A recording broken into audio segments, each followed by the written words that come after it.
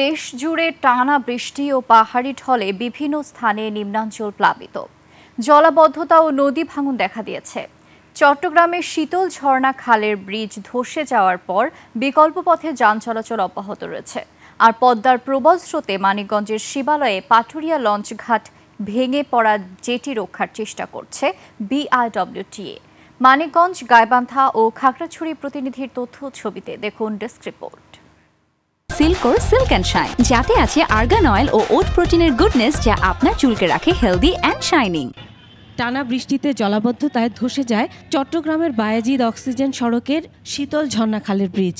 তবে সড়কটি 4 লেন হওয়ায় এক পাশ দিয়ে যান চলাচল অব্যাহত রয়েছে। ধসে যাওয়া ব্রিজটি দ্রুত নির্মাণের জন্য সব প্রস্তুতি নেওয়া হয়েছে বলে জানিয়েছে চট্টগ্রাম সিটি কর্পোরেশন। রিভার্স খাল হয়ে গেছে 12 মিটার, ওপেনিং হয়ে গেছে 6 মিটার, যেখানে পানিটি স্লিপার না পড়াতে এটা ঝুঁকির মধ্যে চলে গেছে এবং কলাপস করছে। এই বিষয়টা আমরা আগেও এটা যখন দেখছি, আমরা এটাতে যত ফিজিবিলিটি স্টাডি সবগুলো করছি, ড্রয়িং ডিজাইন করে আমরা রেডি করে রাখছি। 8 কোটি 2 লাখ টাকার একটা এস্টিমেট আমরা রেডি রাখছি। আমরা চিন্তা করছি বর্ষাটা শেষ হলে আমরা কাজটা শুরু করব। মানিকগঞ্জে পদ্মার প্রবল স্রোতে পাটুরিয়ায় জেটিঘাট নদীতে ভেঙে পড়ায় এই নৌরুটে লঞ্চ চলাচল বন্ধ হয়ে যায়। বিকল্প হিসেবে 2 নম্বর ফেরিঘাট ব্যবহার করা হলেও হুমকিতে পড়েছে বহু দোকানপাট ও বিভিন্ন স্থাপনা। টাকা নিয়ে গেছে অনেক, বাসটা ব্রেক করছে এখানে, অনেকজন আসে এখান থেকে আবার ঘুরে আবার অনেক দিক ঘুরে যেতেছে।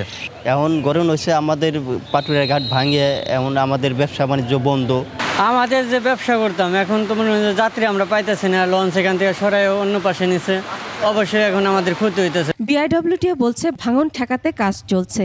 পরিকল্পনা নিয়েছি আমরা, গতকালকে 550টা বস্তা ফেলেছি, আর আজকে বাকি বস্তাগুলো ফেলে আমরা যে ভাঙনের যে পাড়ের যে অংশটা মাটি ভেঙে পড়ছে এটা রোধ করার ব্যবস্থা নেই। অতি বর্ষণ ও পাহাড়ি ঢলে গাইবান্ধার নদ নদীতে পানি বৃদ্ধির সাথে সাথে দেখা দিয়েছে ভাঙন। পানি উন্নয়ন বোর্ড জানায়, সদর উপজেলার কুন্দেরপাড়া, ফুলছড়ি ও সুন্দরগঞ্জের বেশ কয়েকটি পয়েন্টে শতাধিক ঘরবাড়ি নদীগর্ভে বিলীন হয়েছে।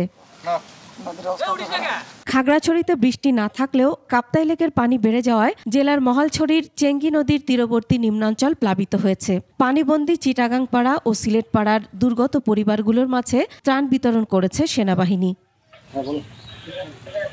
Masum আলিসা, desk report, 21 television.